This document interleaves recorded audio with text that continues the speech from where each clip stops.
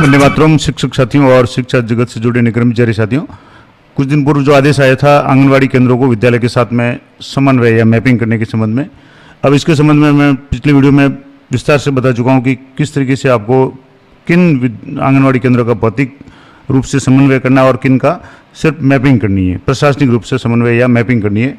दोनों में आपको मैंने अंतर भी बताया था और मैंने कहा था कि अगली वीडियो में आपको पूरा प्रोसेस लाइव करके बताऊंगा। अब साला दर्पण पे जैसे आप लॉगिन करेंगे तो आपको सबसे पहले विद्यालय जो बड़ा मॉड्यूल है इसमें जाना है और यहाँ विद्यालय मॉड्यूल पे आप क्लिक करेंगे तो यहाँ आपके नीचे एक ऑप्शन मिलेगा आंगनवाड़ी समन्वय, इस पर आपको क्लिक करना है। यहाँ जैसे आप क्लिक करेंगे तो अब यहाँ सबसे ज़्यादा जो समस्या लोगों की आ रही है मैं आपको बता दूँ, यहाँ आ रही है।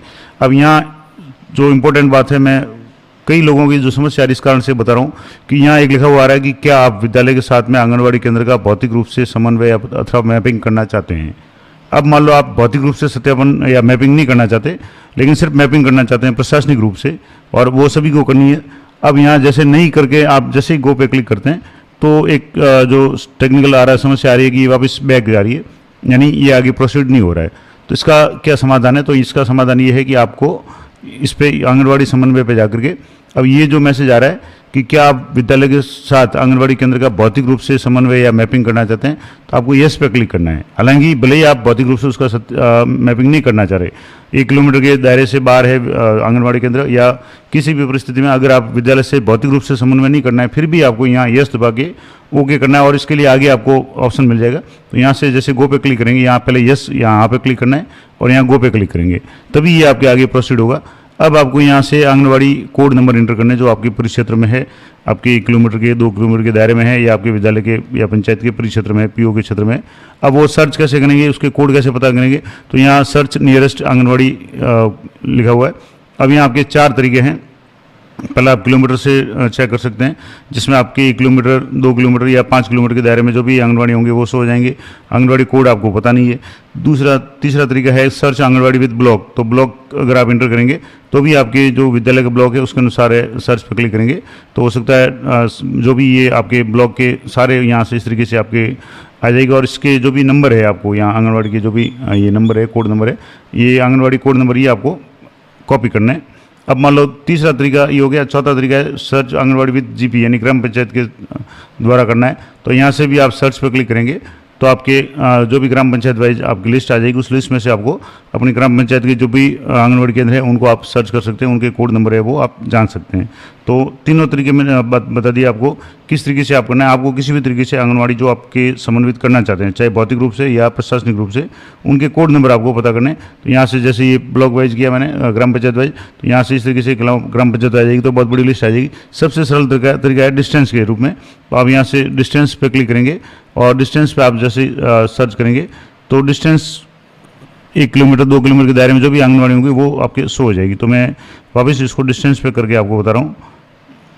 तो जैसे यहाँ डिस्टेंस मैंने 1 किलोमीटर किया और या 2 किलोमीटर किया और यहाँ सर्च पे क्लिक किया तो 3 आंगनवाड़ी केंद्र जो शो हो रहे हैं जो 2 किलोमीटर के दायरे में है। अब यहाँ से 3 और प्लस 2 5 शो हो रहे हैं। अब इसमें से जिसका भी आपको समन्वय करना है उसके यहाँ से नंबर आप यहाँ से कर लें। यहाँ से जैसे मैं एक आंगनवाड़ी है इसको आप यहाँ से कॉपी कर रहा हूँ और या कोई भी एक आप यहाँ से कर लें। मान लो जैसे इसको मैं इसी को कर रहा हूँ और यहाँ से आपको इसके कोड नंबर है वो आपको कॉपी करना है, आंगनवाड़ी कोड नंबर कॉपी करना है। वापस आपको बैक जाना है और बैक जाने के बाद में आप यहाँ से वापस यस पे क्लिक करेंगे और गो पे क्लिक करेंगे। गो पे क्लिक करेंगे तो आपको यहाँ आंगनवाड़ी केंद्र है वो नंबर कोड नंबर इंटर करने हैं।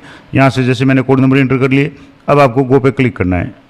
गो पे क्लिक करेंगे तो आपके यहाँ विद्यालय या आंगनवाड़ी का नाम शो हो जाएगा। जैसे ये आंगनवाड़ी हो गया, नाम है, प्रोजेक्ट आ गया, ब्लॉक आ गया और यहाँ से गो पे आपको क्लिक करना है। यहाँ गो पे क्लिक करेंगे तो जो भी आंगनवाड़ी है उसकी आपकी, या तो आप पहले तो विद्यालय का नाम आ जाएगा, विलेज का नाम आ जाएगा, डिस्ट्रिक्ट आ गया, ब्लॉक आ गया, उसके बाद में पीओ या वो CRC के नाम वगैरह अभी फ़िलहाल नहीं आ रहा है, पंचायत का नाम आ रहा है, अब आंगनवाड़ी का नाम आ रहा है और इसके बाद में सेक्टर आ रहा है, विलेज आ रहा है, अक्षांश देशांतर आ रहे हैं और रूरल क्षेत्र है, ग्रामीण क्षेत्र है।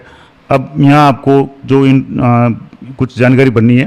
पहला तो आपको पढ़ना है नेम ऑफ आंगनवाड़ी वर्कर, यानी आंगनवाड़ी कार्यकर्ता का नाम, mobile number of anganwadi worker, दूसरा आंगनवाड़ी हेल्पर का नाम, उनके मोबाइल नंबर, उसके बाद में तीसरे नंबर पर सेक्टर जो सुपरवाइजर है आंगनवाड़ी के उनके नाम, ये सारे नाम आपको आंगनवाड़ी केंद्र से मिल जाएंगे। और mobile number of sector supervisor, और आशा सहयोगिनी अगर है तो उनका नाम और उनके मोबाइल नंबर, और यहाँ से आपकी दूरी वगैरह हो जाएगी और इसको आपको कंफर्म करना है। अब जैसे आप ये कंफर्म करेंगे तो आपके ये डिटेल्स एंटर करने के बाद में आपको कंफर्म करना है। कंफर्म करने के बाद अब आपको यहाँ दो ऑप्शन मिलेंगे, भौतिक समन्वय और मैपिंग। भौतिक समन्वय का मतलब तो है, मैंने पिछले वीडियो में बताया था कि पूरी तरीके से जो आंगनबाड़ी है वो आपके विद्यालय में ट्रांसफ़र हो जाएगी, जिसमें आंगनबाड़ी के जो भी सामग्री वगैरह है और आपको विद्यालय का कोई कमरा भवन वगैरह है वो आपको उपलब्ध कराना पड़ेगा। यानी पूरी तरीके से भौतिक रूप से आंगनबाड़ी आपके विद्यालय में समन्वित हो जाएगी।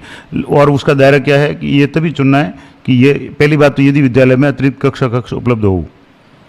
आंगनबाड़ी केंद्र पहले से बना हुआ है, उसका कमरा वगैरह है तो आपको जरूरत नहीं है, और विद्यालय में अगर कक्ष कम है तो भी जरूरत नहीं है।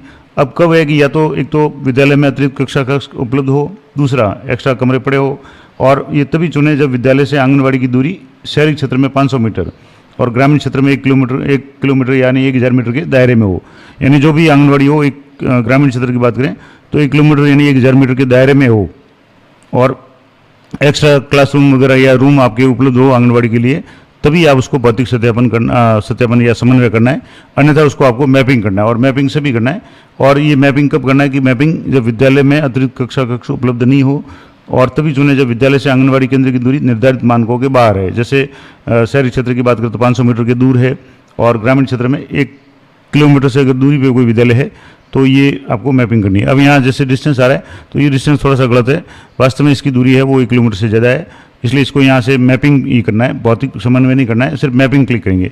अब मैपिंग क्लिक करेंगे तो आपके यहाँ मैपिंग की डेट आ जाएगी, किस तारीख को आप मैपिंग कर रहे हैं। अब मान लो जैसे आज की करें तो आज की डेट सेलेक्ट कर लें। आंगनबाड़ी भवन की स्थिति, जैसे स्वयं का भवन है, विद्यालय का है, किराए का है, मान लो जैसे आंगनबाड़ी का खुद का भवन है तो वो है। अब समन्वित आंगनबाड़ी के कक्षों की संख्या अच्छी है, मरम्मत योग्य है या जर्जर है, तो मान लो मरम्मत योग्य है तो आप वो लिख लें, जैसी भी कंडीशन है। उसके बाद में नेम ऑफ EC इंचार्ज यानी मेंटर टीचर ऑफ आंगनबाड़ी, यानी आंगनबाड़ी के मेंटर टीचर कौन है, तो आपके विद्यालय के स्टाफ का इसमें से नाम आ जाएगा साला दर्पण से, और जिनमें से जो भी महिला शिक्षिका या अन्य किसी को भी आपने मेंटर नियुक्त कर रखा है उनका नाम आपको सेलेक्ट करना है, और उनका नाम सेलेक्ट करते ही उनके मोबाइल नंबर ऑटोमेटिकली आ जाएंगे।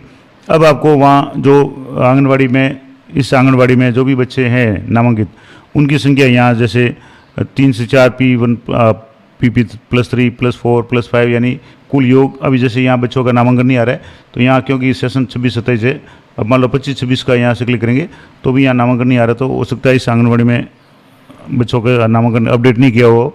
तो ये है। उसके बाद में आंगनबाड़ी कक्ष में केंद्र कक्षों की संख्या, मान लो कितने कमरे हैं, मान लो जैसे 1 कमरा तो यहाँ ये कर लें।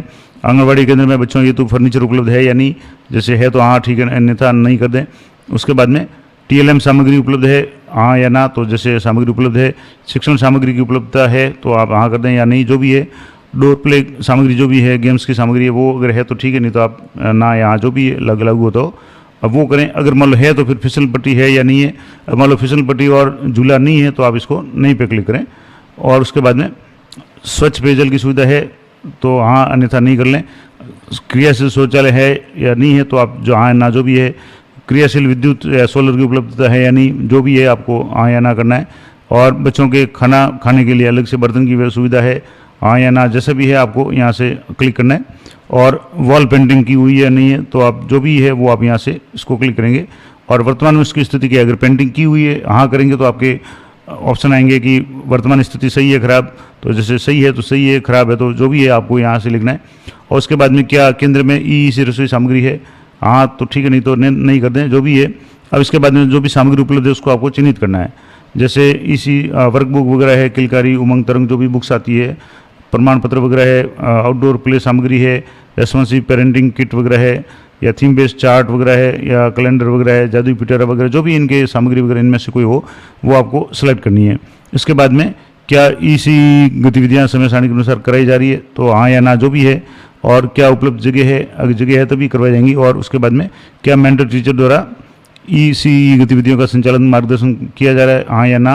और उसके बाद में बच्चों के सीखने का स्तर कैसा है, अच्छा है, संतोषजनक है या असंतोषजनक, जैसा भी है, और आपको सबमिट करना है। इस तरीके से आपको प्रत्येक जो भी आंगनबाड़ी है उनकी मैपिंग करनी है। अब मैंने आपको पिछले वीडियो में बताया था कि ये मैपिंग प्रशासनिक रूप से करनी है, भौतिक रूप से समन्वय उसी विद्यालय में आंगनबाड़ी का करना है जो या तो विद्यालय परिसर में ही हो या 500 मीटर के दायरे में हो शहरी क्षेत्र में, और ग्रामीण क्षेत्र में 1 किलोमीटर के दायरे में हो।